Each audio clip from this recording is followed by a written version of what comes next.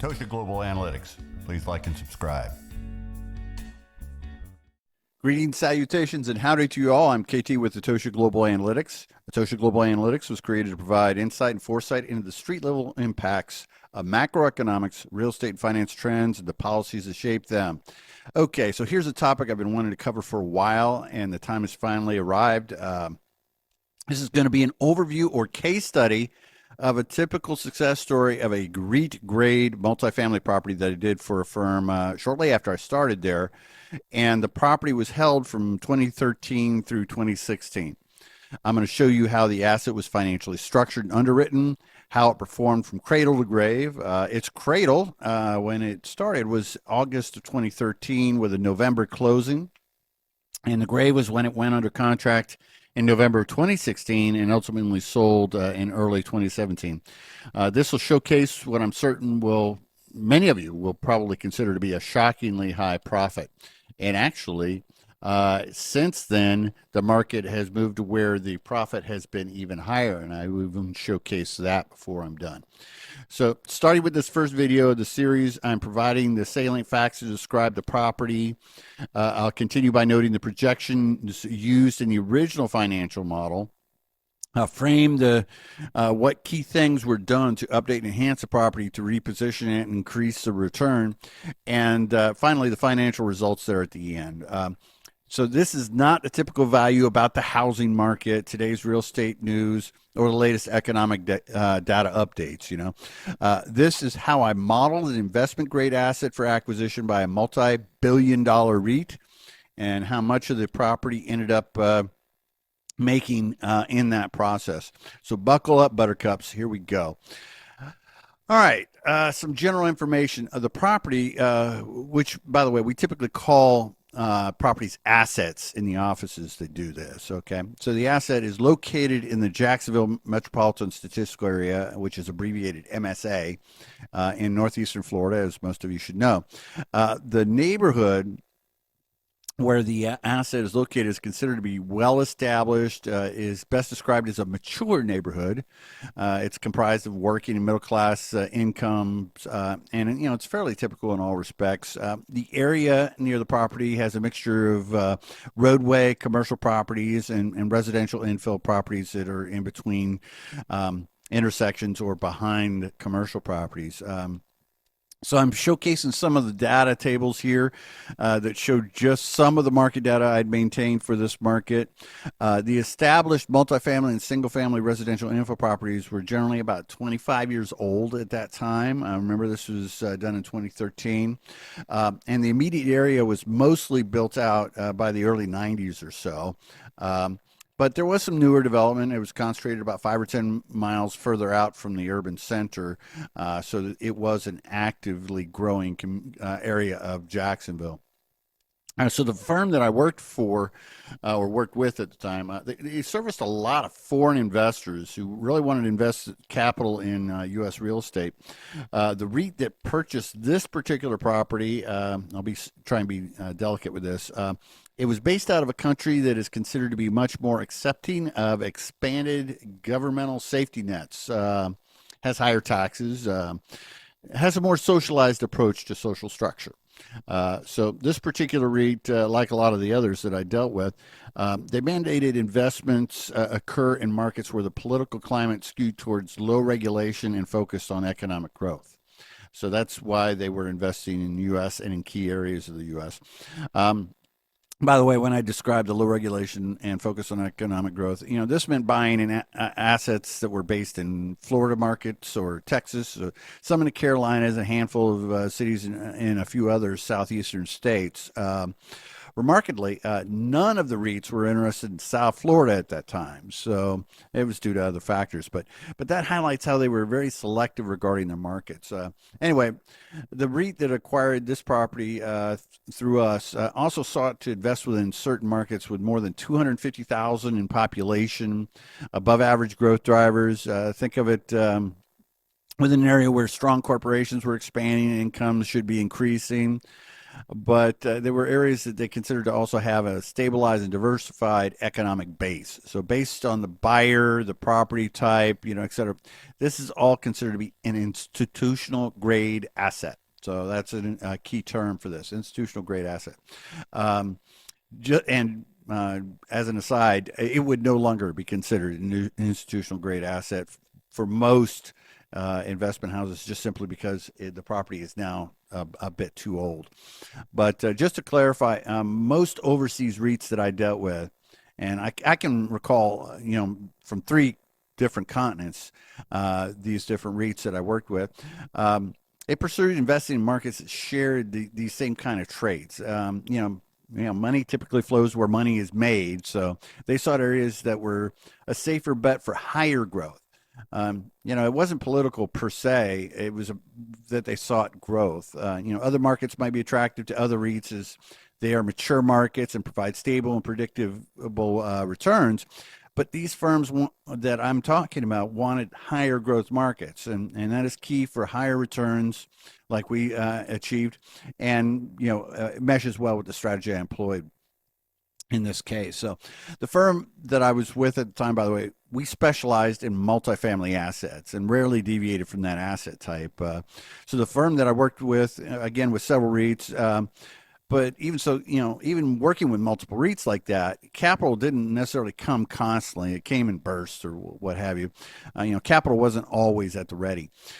Since we were operating within just the multifamily niche, we had a pipeline, and we literally fed thousands of units per year. And we did that just to this one particular REIT that year.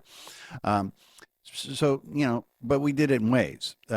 However, a few years later, in late 2016, this particular REIT decided to divest all U.S. holdings, and this case study asset was actually sold a couple years prior to the target window. So that could be a factor with some of the returns, and I'll explain that when we get there.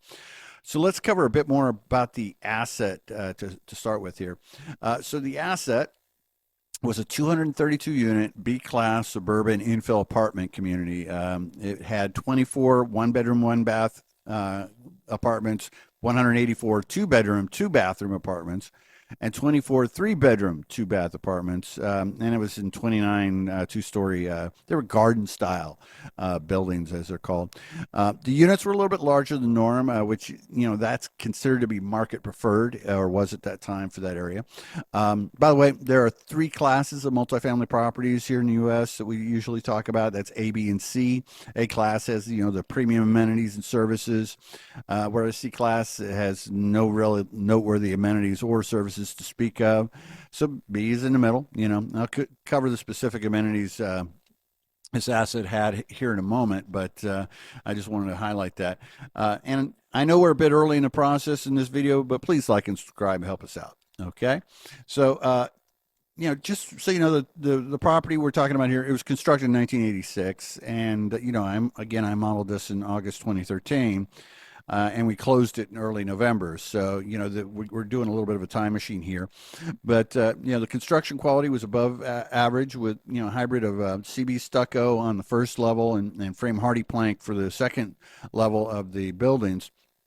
So the exterior walls were solid, decent quality single hung windows, and basic solid residential grade exterior doors and sliders were actually in fairly good working order, and it had asphalt shingle roof covers that had been done just a few years prior to the 2013 acquisition.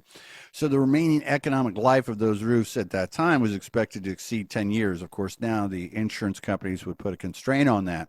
But since we saw the exteriors, the shelves of these buildings were solid, there was potential to increase cash flow through upgrades and refinements, but it wasn't going to be tremendous, or didn't foresee tremendous expense to the exteriors of these properties. So, by the way, interspersed amongst the assets property buildings, you had a clubhouse with many facilities. Of course it had coffee bar, and it had a fitness center. It had an adjacent swimming pool. We added a dog park and upgraded the dog park. Barbecue areas. There there ended up being a playground. There's a lot of things that had been done to the property and additional things since.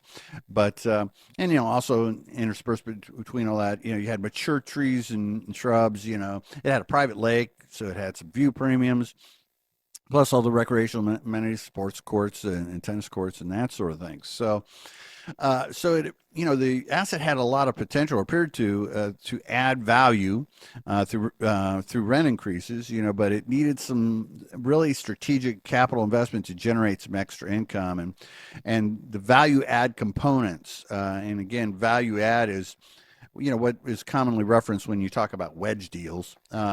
So the value add components for this investment was primarily concentrating on updating unit interiors and the amenities. So since the occupancy at the time was really, really quite strong, at least when it was purchased, it averaged between 95 and 98% for the 12-month period prior. There's definitely some room to increase the rents because the occupancy was high enough, showing that people found it to be of good value.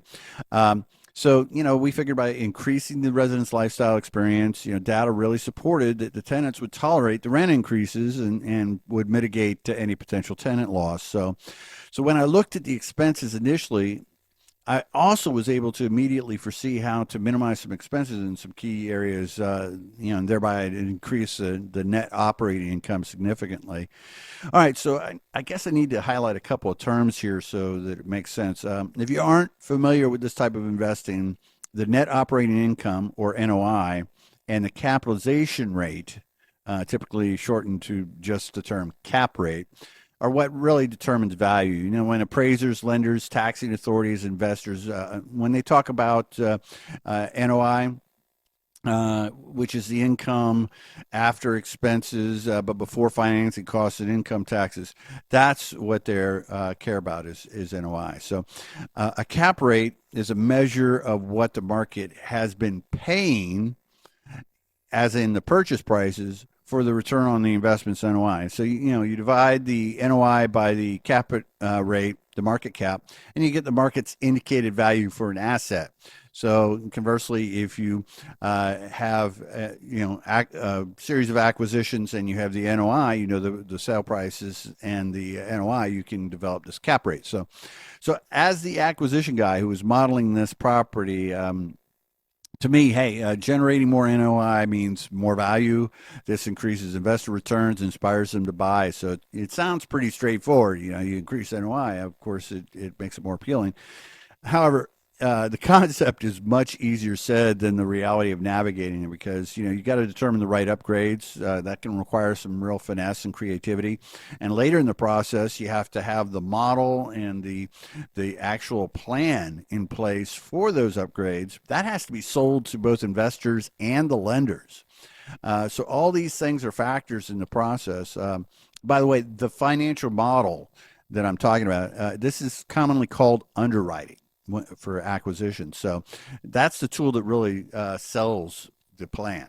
Okay, that's what shows the return. So the key parts of this underwriting, I'm going to be sharing with you in this case study. So, by the way, again, please like and subscribe, help the channel out.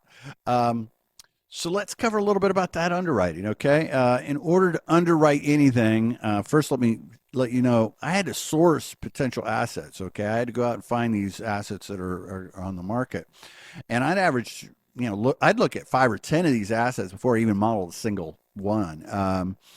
I disqualified a lot of these assets because it was just apparent they were hindrances to the property really succeeding at a high level. So I just disregarded them. But, I'd screen 10 properties, okay? And out of that, I'd find 2 or maybe 3 to model at most.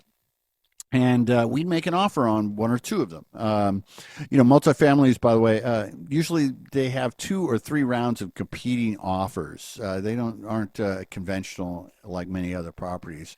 So a basic 2-round format would mean that the first round, there are offers from anyone. They're all due by a particular date. and a handful of the best looking offices are culled out, which usually narrows it to two or three, maybe as many as four firms. And then a final round includes a highest and best offer being made by all the remaining firms. Okay. So this is how it usually went. We'd successfully reach that final round of consideration pretty often, not every time, but pretty often. And then we'd compete with just, one, two, or as many as three other firms. And we'd win about one out of five of those outright. So you can see that there are a lot of models created that never would go anywhere, or didn't pan out in some way. It's a bit labor intensive, but I love the process. It's definitely worth it because amazing returns. But and a cool note here, we oftentimes ended up in second place in the final round. And we would, later end up becoming the real buyer when, the original winning bidder, whoever it was, when they realized they couldn't do what they'd committed to do after all, they'd be forced to back out. So, also, I want to highlight this. As an investor, there's a sweet spot you want to be in. You don't want to be the most aggressive party out there, but being right behind them in the order pretty regularly means you're competitive and shrewd. If you're regularly and successfully winning these properties that are competitive, you're really being too aggressive. By the way, I got to highlight a couple other terms here. Really, one term in this case, it really becomes two. So, if you want to know what the lingo about investment return is, this is an important term to know and use. That's IRR. That's internal rate of return. So the IRR is the expected compound annual rate of return that will be earned on a project or investment when the net present value of a project is equal to zero. And because of the inherent definition, including net present value, here's the definition of that. So net present value is the present value of all future cash flows, that's both positive and negative cash flows, over the entire life of an investment, including the purchase costs and the reversionary sale price. Reversionary can also be called terminal. But that sale price when using a defined discount rate. Usually these models mitigated that. Most people at this level don't really worry about NPV because the discount rate isn't used as a single rate. It's built into the model via a couple other ways, but here's an example. Expectations at that time were for about a 3% increase in expenses and a 4% nominal increase in rents after the value add. So we built that into the model. And so, that made NPV basically moot. So when you think of IRR here, just think of projected real return, considering inflation expectations, for both the, expenses and income, and having it expressed as a percentage, just like an interest rate for a bank account. But here's the thing. I modeled these assets with a maximum intended hold time of about 5 years and at an 18% IRR target at year 5. That means the investment doubled in value in 5 years. That is a fairly normal return for this type of institutional grade investment real estate. So, and that's key to really understand here that, private equity investors are not typically satisfied with 5% returns like you see at CDs or 7 to 10% average with, the stock indexes. Pension funds, they like those returns, but those options, CDs, stock indexes, they don't grow capital or wealth like private equity does. Real estate is far safer than many other ways that private equity investors can invest. So, when you've modeled and managed the assets correctly, these returns average well over 15% over the course of a real estate cycle. Historically. Of course, right now, private equity returns look at it this way. They're currently standing up while the music seems to have stopped because of what has happened with the Federal Reserve raising rates, which will really hurt these properties over the next few years. I'll be doing a video in the near future where I address what is coming in the multifamily sector, because we've had really, really high demand for several years, but we also have a huge tsunami of new units coming to the market within the next 2 years. So all of this creates a new playing field, and it really requires a deep dive to truly analyze in order to safely navigate what's coming. So a little FYI about me and the channel here. I work with specific equity investors. I am not a financial advisor. I model real estate and do economic attuned fundamental analysis. I essentially partner with my clients rather than just being a hired gun to do individual projects. And I'm not really trying to be completely objective like many other jobs might require. I'm using my skills, talent, and experience to benefit my clients' interests. That's the bottom line. I'm using tools that are multidisciplinary here. Sometimes it's lenders' tools, having worked in lending. Sometimes it's financial analysis tools, having been a financial analyst. Sometimes it's appraisers' tools, having worked in appraising. All these all interconnect for this particular role. By the way, I also, I told those clients that I'd been working with in late 2021 to get out, well, within the next 12 months or so if they could. And many did to whatever extent they could. However, all those people really stopped investing new capital because it takes time to extricate a position, and they believed me when I told them the market was going to soften and eventually turn. So, and as a matter of fact, this case study includes a specific cost that has impacted returns on the property, specifically a prepayment penalty for paying off a mortgage early. So that ties right into some of the issues that come from extricating yourself from a property early. So, look, the firms I work with, they know there's some risk, but they want fairly safe returns and much better returns than stock indexes provide. So just so you know, in this video, I've shared the salient facts of the property, some terminology and definitions, some insight into the market. I gave you the general strategy for the property, the measure used to define the return, and I rudimentarily described the process I shepherded these properties through when doing this. So throughout the rest of the series, we're going to look at the repositioning strategy a bit more closely, some issues we look for in the modeled return, and then the eventual sale so that you can see what the real return was. I mean, after all, simply modeling the return is not reality. We need the closed sale to confirm all the numbers. So this is where we're going. I'm excited. I hope you are too, and I'll catch you in the next video. Tosha Global Analytics was created to provide insight and foresight into the street-level impacts of macroeconomics, real estate and finance trends, and the policies that shape them. What is happening in the financial world today shows us that those of us on Main Street are in a street fight for our financial futures. In order to win this fight, we need to become truly streetwise.